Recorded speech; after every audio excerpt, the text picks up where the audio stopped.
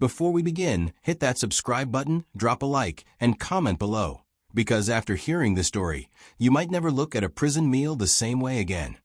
The stench hit first, sour, metallic, and faintly chemical, like something that had died, been reheated, and died again.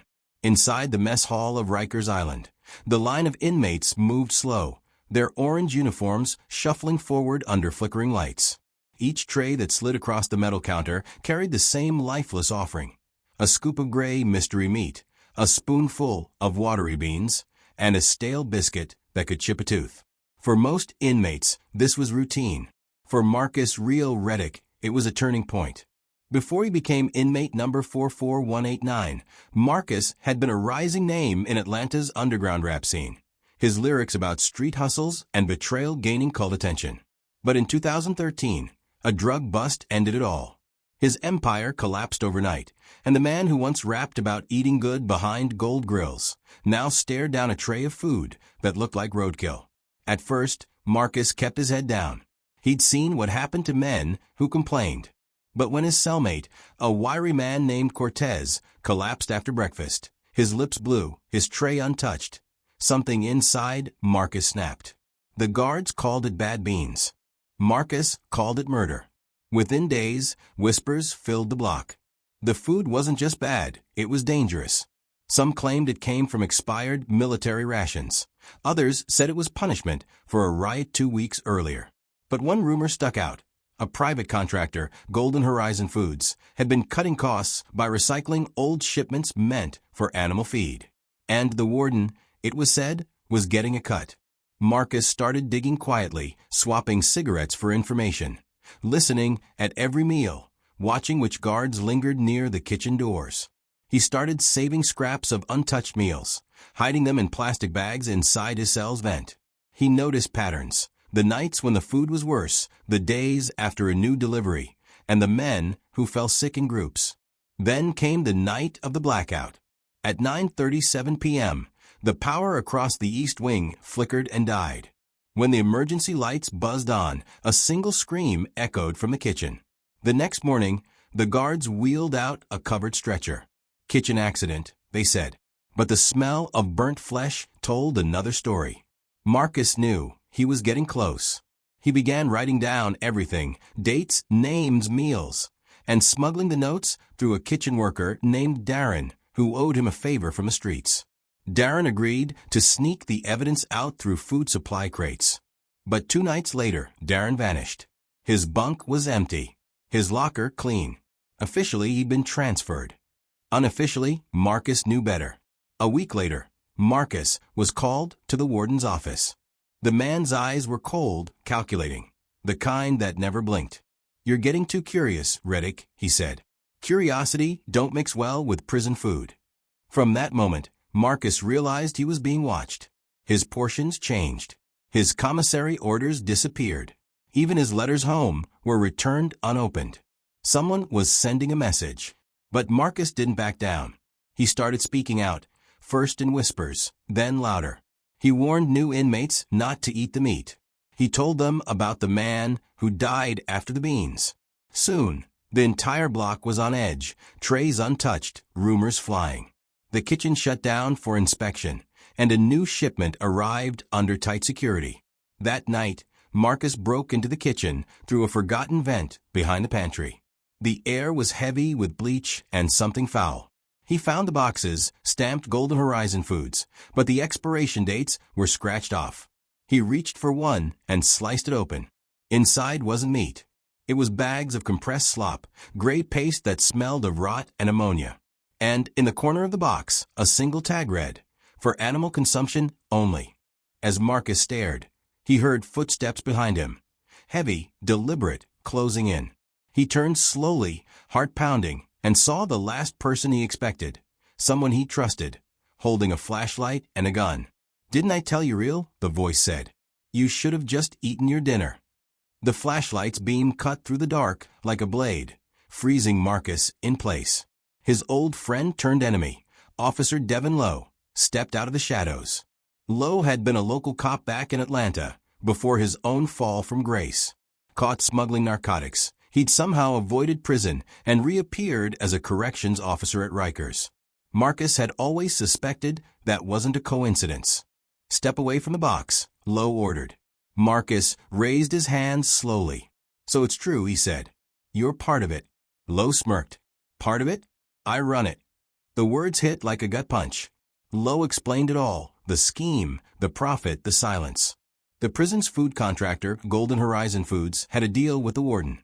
Supplied the cheapest possible nutritional substitute to cut costs. The product came from livestock waste, processed and rebranded. Inmates were the test subjects. The warden pocketed bonuses for every shipment cleared. And Lowe? He managed the paper trail, ensuring complaints vanished before they reached the outside world. "Why tell me this?" Marcus asked. Lowe leaned closer, his voice dripping with arrogance. "Because it doesn't matter. You won't make it out of this kitchen alive." He swung the flashlight like a club, but Marcus ducked. The beam crashed against a metal table. The room erupted in chaos, clanging trays, crashing pans, shouts echoing through the vents. Marcus grabbed the open box of food, flung it into Lowe's face, and ran. The gray paste splattered across his uniform, burning through the air with its chemical stench. Marcus fled into the storage corridor, lungs heaving, his mind spinning. He knew there was no way out, not yet. But he had one advantage: knowledge. Someone out there needed to know what was happening inside Rikers' walls. And he knew exactly who: his younger sister, Alicia. Alicia was a freelance journalist, the only person who'd still write to him. In her last letter, she'd said she was pitching a story about the invisible lives of the incarcerated. Marcus now realized she was his only hope. If he could get word to her, maybe the truth could escape even if he couldn't. The next morning, Marcus acted normal. Ate half his breakfast. Nodded to guards. But behind his calm eyes, a storm brewed. He approached an older inmate named Wallace, a lifer who ran the prison's underground mail system. For a price, Wallace could get anything anywhere. "I need a letter delivered outside," Marcus whispered. Wallace studied him. "Depends on the risk." Marcus leaned in, voice low. "It's not just risk, old man. It's revolution."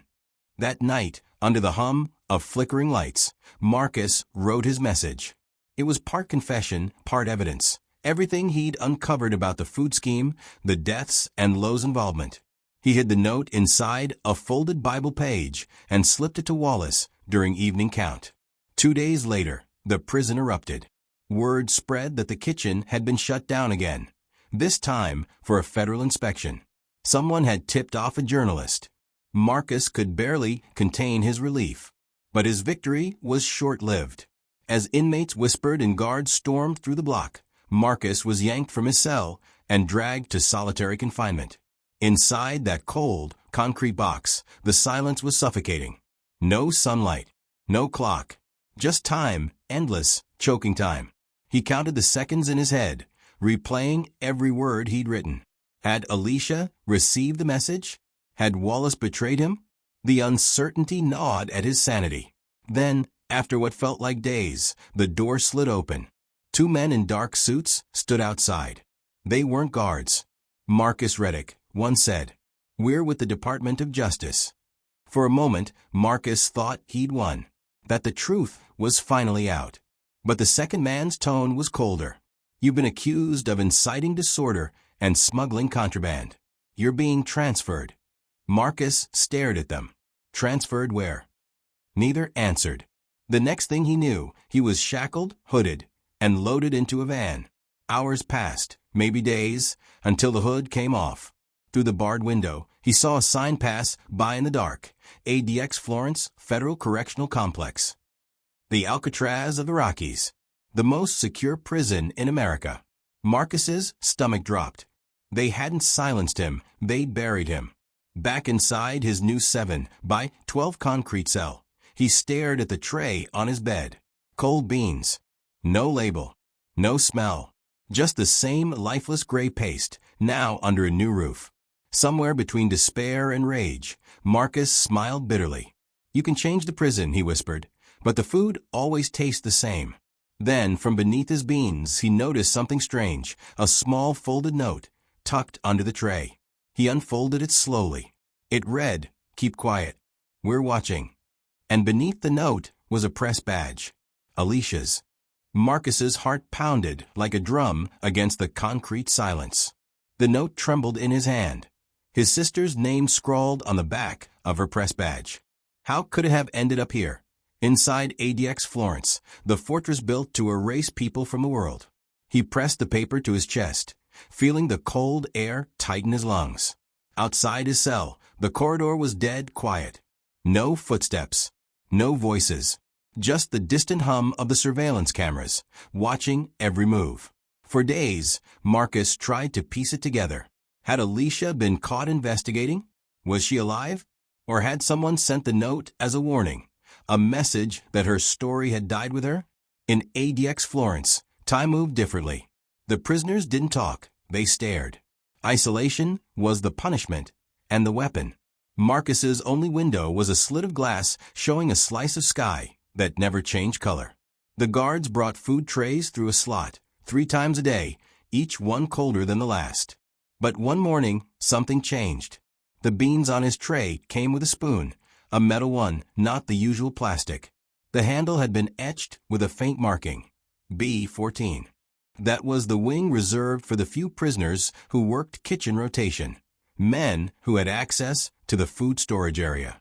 The same kind of area where he'd found the truth months ago. Marcus knew it wasn't a mistake. Someone inside was trying to contact him. That night, during a scheduled shower rotation, he caught a glimpse of another inmate across the hall, a tall, wiry man with tattooed arms and hollow eyes. The man stared back at him and mouthed, "Kitchen. Tomorrow."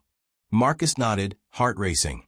The next day, while scrubbing metal trays in the kitchen under guard supervision, Marcus saw the man again. He slipped him a folded piece of cardboard wrapped in a glove.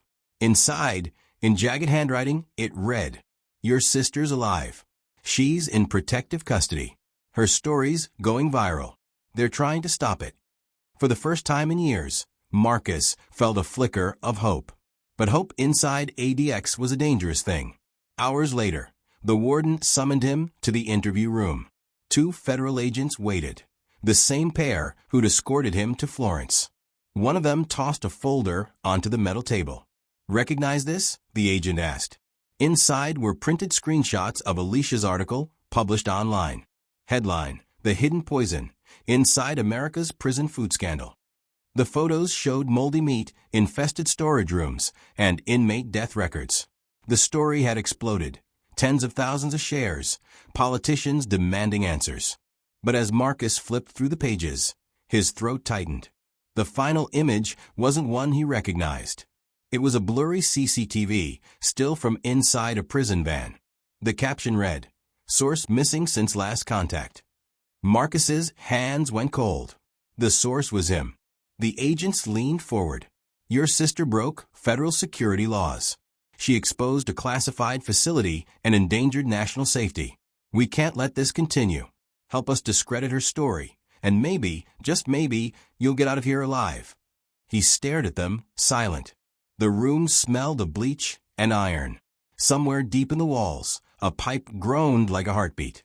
"Or," the second agent added, "you can keep protecting her. But understand this, ADX Florence doesn't forget. You'll vanish into its walls like everyone else who thought they could beat the system." Marcus took a long breath, then leaned back. "You want my confession?" he said softly. "Fine. But I'll only talk in front of a camera." The agents exchanged glances. "A camera?" He smiled faintly. "Yeah. You'll want the footage for your files." They agreed. Arrogance or desperation, he couldn't tell. Hours later, a recording light flicked on. Marcus sat upright, eyes locked on the lens. "This is Marcus Reddick," he began. "And I have something to say." For 10 minutes, he spoke about corruption, the prison contracts, the chemicals in the food. But then he added one final line, one that wasn't in their script. "The truth isn't in here anymore. It's already out there." When the agents lunged to stop the recording, Marcus did something unexpected. He grabbed the small pin from his prison uniform and jammed it into the live wire of the camera power feed. Sparks exploded. The screen went black. 3 hours later, Marcus was found unconscious in his cell, pulse weak, but alive. The official report said electrical malfunction. The footage of his confession vanished into federal archives. But 2 weeks later, that same video, slightly distorted, audio crackling, surfaced on a whistleblower channel online. It ended with Marcus's final words, echoing through static. They can change the menu, they can change the prison, but they can't hide the truth forever. The public outcry that followed shut down multiple prison food contracts nationwide. Investigations opened across the country. And 1 month later, a small letter arrived at an anonymous P.O. box in Denver. Inside, a single line handwritten in blue ink. I heard you, Marcus. AR. If you thought this story was over, you're wrong. Because somewhere in the quiet halls of ADX Florence, a new rumor began to spread, that a man who'd exposed the system still breathed, somewhere deep underground. And every night, in the kitchen's hum, guards swear they can still hear it, the soft clink of a metal spoon against a tin tray. If you think this story was intense, you're not ready for the next one. Subscribe before the next meal gets served cold.